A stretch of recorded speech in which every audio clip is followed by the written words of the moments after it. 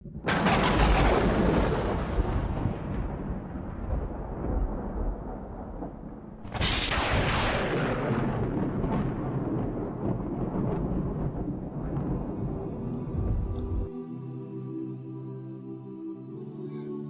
الکرسی 9 جملوں سے مل کر ایک مکمل آیت بنی ہے۔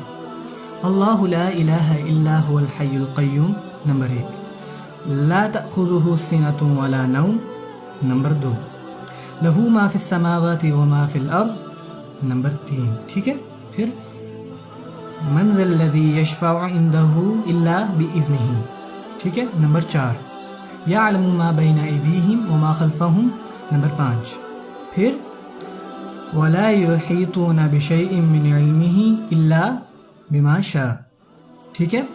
آگے آتا ہے وَسِعَ كُرْسِيُّهُ السَّمَاوَاتِ وَالْأَرْضِ، یہ ہے نمبر 7، ٹھیک ہے۔ وَلَا يَئُودُهُ حِفْظُهُمَا نمبر 8، وَهُوَ الْعَلِيُّ الْعَظِيمُ نمبر 9، ٹھیک ہے۔ 9 جملے۔ سب سے پہلا جملہ ہے اللہ لا الہ الا هو الحی القیوم، یہ بہت خوبصورت جملہ ہے جو کہ ختم ہوتا ہے اللہ تعالیٰ کے 2 ناموں پر۔ وہ 2 نام کون سے ہیں؟ الحی، القیوم، ٹھیک ہے، ہمیشہ زندہ رہنے والا اور قائم رہنے والا۔ جتنی بھی چیزیں وجود میں ہیں اور اپنی موجودہ حالت پر قائم ہیں صرف اور صرف اللہ کے حکم سے۔ اور حیرت انگیز بات جو ہے وہ ہے آخری جملے میں، پہلے جملے میں اور آخری جملے میں کچھ کامن ہے، ٹھیک ہے۔ اور آخری جملہ کیا ہے؟ وَهُوَ الْعَلِيُّ الْعَظِيمُ۔ کتنے اللہ کے نام ہیں آخری جملے میں؟ 2 ہی اللہ تعالیٰ کے نام ہیں پہلے جملے میں اور 2 ہی اللہ تعالیٰ کے نام ہیں آخری جملے میں، ٹھیک ہے۔ اس سے پہلے کہ میں دوسرے جملے پر جاؤں، میں آپ کو سیکیورٹی سسٹم کے بارے میں کچھ بتانا چاہوں گا۔ سیکیورٹی گارڈز کا کام بہت مشکل ہوتا ہے، اور اگر آپ فرض کریں کہ سیکیورٹی گارڈ ہیں تو آپ کو صرف اپنے بوتھ میں ہی بیٹھے رہنا ہے، آپ کو CCTV فوٹیج کو ہی گھورتے رہنا ہے، اور وہ گھنٹوں کے لیے، اور کیا وہ پکچر ہلتی جلتی ہے؟ وہی سیم پکچر، اور اسی کو آپ کو دیکھتے رہنا ہے 8 گھنٹوں کے لیے، 12 گھنٹوں کے لیے۔ اور کیا ہوتا ہے کہ جب آپ کسی چیز کی حفاظت کرتے ہو آپ سست ہوتے جاتے ہو، آپ تھکتے جاتے ہو، ٹھیک ہے۔ سو اللہ تعالیٰ اپنے بارے میں یہاں فرماتے ہیں کہ لا تأخذہ سنۃ ولا نوم، ٹھیک ہے۔ اونگ تب آتی ہے جب آپ تھکے ہوئے ہوتے ہو، اور آف کورس آگے کیا ہوتا ہے؟ میرا مطلب اونگ کے بعد نیند یعنی نوم، ٹھیک ہے۔ یہ ہے دوسرا جملہ۔ اور دوسرے جملے میں وہ چیزیں ہیں جو مخلوق میں پائی جاتی ہیں، خالق میں نہیں۔ یقیناً ہم ہی تھکتے ہیں، پھر غنودگی چاہتی ہے اور آخرکار نیند آ گھیرتی ہے، ٹھیک ہے۔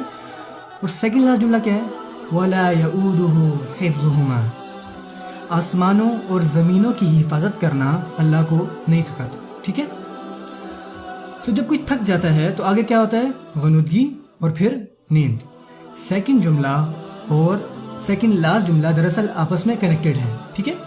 لا تأخذہ سنۃ ولا نوم ولا یؤودہ حفظہما۔ پھر اللہ تعالیٰ فرماتے ہیں لہ ما فی السماوات وما فی الارض، اسی کا ہے جو کچھ آسمانوں میں ہے اور جو کچھ زمینوں میں ہے۔ اس سے پہلے کہ میں آگے بڑھوں، پہلے میں آپ کو 2 اللہ کے ناموں میں فرق پہچانا ہے، مالک اور ملک میں۔ مالک کہتے ہیں وارث کو، اونر کو، ٹھیک ہے، اور ملک کہتے ہیں بادشاہ کو۔ اور کیا وارث اور بادشاہ میں فرق ہے؟ ہاں، وراثت ہوتی ہے جائیداد کے بارے میں، ٹھیک ہے، پر بادشاہت اس بارے میں نہیں ہوتی۔ آپ کسی درخت کے بادشاہ نہیں ہو سکتے، یا آپ کسی زمین کے بادشاہ نہیں ہو سکتے، آپ اس زمین پر رہنے والے لوگوں کے بادشاہ ہوتے ہو، ٹھیک ہے۔ بادشاہی لوگوں کے معاملات کے بارے میں ہے، اور وراثت، ٹھیک ہے، چیزوں کے بارے میں ہے، اس میں فرق ہے۔ تو اللہ تعالیٰ فرماتے ہیں لہ ما فی السماوات وما فی الارض، اسی کا ہے جو کچھ آسمانوں میں ہے اور جو کچھ زمینوں میں ہے۔ یہ آیت اس بارے میں ہے اونرشپ، وراثت، ٹھیک ہے۔ اور تھرڈ لاسٹ جملہ کیا ہے؟ وسع کرسیہ السماوات والارض، اس کا تخت، اس کی کرسی آسمانوں اور زمینوں پر حاوی ہے۔ اور جب اللہ تعالیٰ اپنے تخت کے بارے میں بات کر رہے ہیں تو وہ کس بارے میں بات کر رہے ہیں؟ بادشاہت۔ ایک جملے میں اللہ تعالیٰ نے وراثت کے بارے میں کہا، ٹھیک ہے، اور ایک جملے میں اللہ تعالیٰ نے بادشاہت کے بارے میں کہا، صحیح ہے۔ اللہ تعالیٰ مالک بھی ہیں اور ملک بھی ہیں، ٹھیک ہے۔ مالک کی صفات اللہ تعالیٰ نے لہ ما فی السماوات وما فی الارض میں رکھی، ٹھیک ہے، اور ملک کی صفات اللہ تعالیٰ نے رکھ دی وسع کرسیہ السماوات والارض میں۔ چوتھا جملہ کیا ہے؟ من ذا الذی یشفع عندہ الا باذنہ۔ سب سے پہلے اس آیت کو سمجھ لیتے ہیں، کون آئے گا اور اللہ سے شفاعت کرے گا سوائے ان کے جن کو اللہ اجازت دیں، ٹھیک ہے۔ اور شفاعت کیا ہے؟ ٹھیک ہے، آپ کے تعلقات ہیں. شفاعت کا مطلب ہے کہ آپ بس اپنی نوکری کھونے ہی والے تھے کہ آپ کے انکل وہاں کے مینیجر، اور آپ کہتے ہیں نہیں یہ میرے ساتھ ہے. ٹھیک ہے، یہ میرے ساتھ ہے، اس پہ ذرا آرام سے. یہ شفاعت ہے. قیامت والے دن ہم سب بہت بڑی مصیبت میں ہوں گے، اور وہاں پہ کوئی آئیں گے، شفاعت کریں گے اور کہیں گے نہیں یہ میرے ساتھ ہیں، پلیز ان کے ساتھ بھلے والا معاملہ کریں. ٹھیک ہے، ہم اللہ سے اس کی دعا کرتے ہیں کہ ہمیں ان لوگوں میں سے بنائیں جن کو آپ صلی اللہ علیہ وسلم کی شفاعت نصیب ہو. ٹھیک ہے، سو یہ آیت اس بارے میں ہے کہ کسی کے پاس کچھ اختیار نہیں سوائے ان کے جن کو اللہ اختیار دے دے. پھر اللہ تعالیٰ فرماتے ہیں وَلَا يُحِيطُونَ بِشَيْءٍ مِّنْ عِلْمِهِ.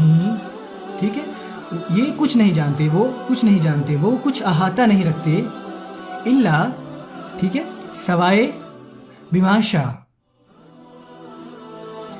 چوتھے جملے میں اور چھٹے جملے میں اللہ تعالیٰ کے کسی سٹیٹمنٹ اور پھر اس میں ایکسیپشن کے بارے میں ذکر ہے. بیان کیا تھا کہ کوئی شفاعت نہیں کرے گا سوائے ان کے جن کو اللہ اجازت دے دیں. پھر اللہ تعالیٰ کیا فرماتے ہیں، وہ کچھ علم نہیں رکھتے سوائے ان کے جنہیں اللہ علم دے دیں، ادروائز وہ کچھ نہیں جانتے. چوتھا اور چھٹا جملہ ایک جیسا ہے، پہلا اور 9واں، دوسرا اور 8واں، تیسرا اور 7واں، چوتھا اور چھٹا. کیا بچا؟ درمیان والا جملہ. سو اللہ تعالیٰ کیا فرماتے ہیں درمیان میں، یعلم ما بین ایدیہم وما خلفہم. اللہ اکبر. وہ کہتے ہیں وہ جانتا ہے کہ کیا آگے ہے اور کیا پیچھے ہے، یعنی کہ وہ جانتا ہے کہ کیا آگے والی آیت میں ہے اور کیا پیچھے والی آیت میں ہے، اور اللہ تعالیٰ نے یہ آیت درمیان میں ڈال دی. ٹھیک ہے، اللہ تعالیٰ فرماتے ہیں کہ مجھے پتہ ہے کہ کیا آگے ہے اور کیا پیچھے ہے. کون ایسے بات کرتا ہے؟ سبحان اللہ.